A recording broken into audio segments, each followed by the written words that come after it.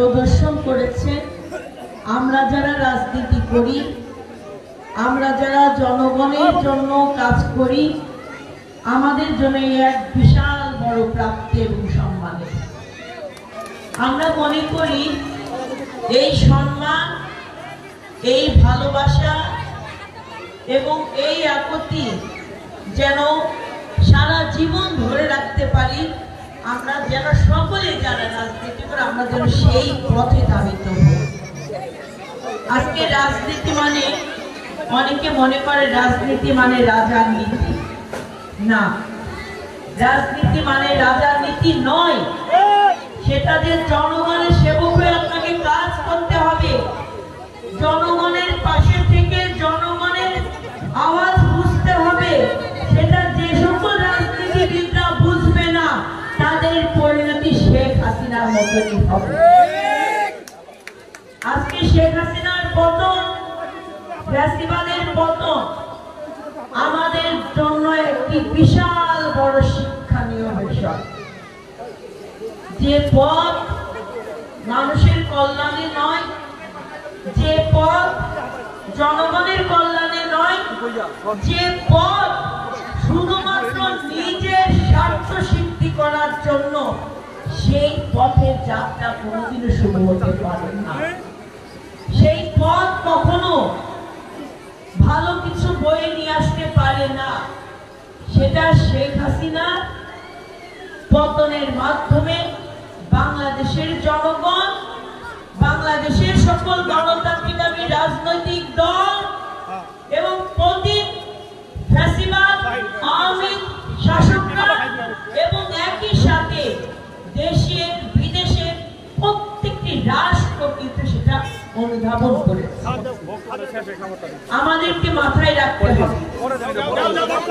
আজকে আপনারা যারা আমাদের বিএনপি নেতৃবৃন্দরা, আপনারা যারা বিএনপি করেন, আপনারা জনগণের কল্যাণে আপনাদের সর্বোচ্চ ত্যাগ স্বীকার করেছেন। আপনারা হামলার শিকার হয়েছেন, মামলার শিকার হয়েছেন, বাড়িতে ঘুমোতে পারেন নাই, আপনার ব্যবসা আত্মসাৎ করে নিয়েছে ভয়ভীতি দেখিয়ে। আমাদের অনেক নেতা আছেন যার, এই যে আমার পাশে সামিউল্লাহ সাহেব, জীবন যুদ্ধ করেছে তার ভাই, ফ্যাসিবাদের সাথে লড়াই করতে বাড়িতেও ঘুমাতে পারে নাই। সেই যুদ্ধ করতে করতে মৃত্যুবরণ করেছে। তারপরেও গণতন্ত্রের পক্ষে সব সময় দাঁড়িয়েছে আমাদের পাশে। আজকে খোরশেদ জমিদার একাধিক মামলার আসামি।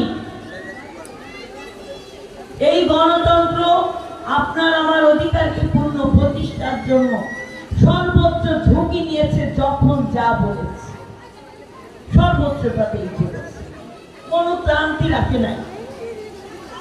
আজকে আপনাদের সামনে এখানে সেলিম মোল্লা আছে, বাড়িতে ঘুমাতে পারে নাই।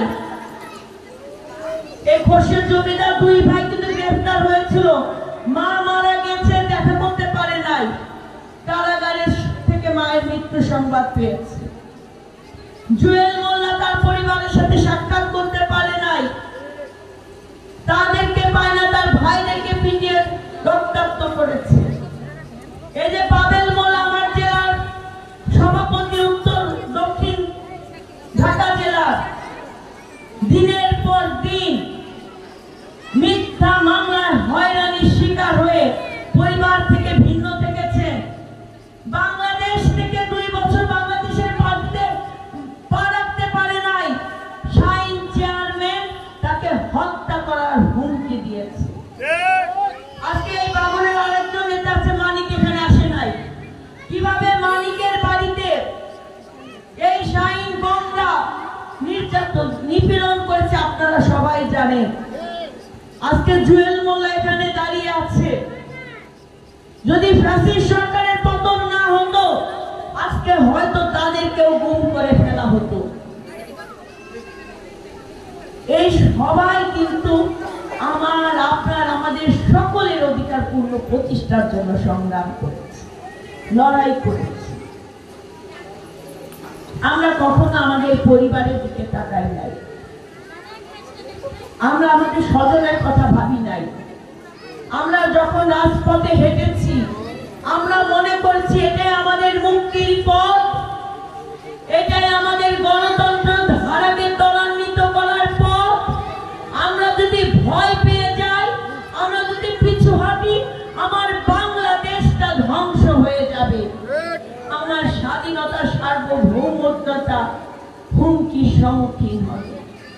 যেখানে আমাদের সবচেয়ে জনপ্রিয় নেত্রী, বাংলাদেশের আপমর জনগণের গণতন্ত্রের মা দেশনেত্রী বেগম খালেদা জিয়া, যিনি সংগ্রাম করেছেন, লড়াই করেছেন, জীবনের শেষ সন্ধিক্ষণে যখন মানুষ চিন্তা করে একটু শান্তিতে সন্তান পরিজনকে নিয়ে একটু আরামে জীবন যাপন করবে, সেই নেত্রী সেই সময়ও পরিবারের কাউকে তিনি চান নাই। তিনি বাংলাদেশের 18 কোটি জনগণকে আলিঙ্গন করেছে।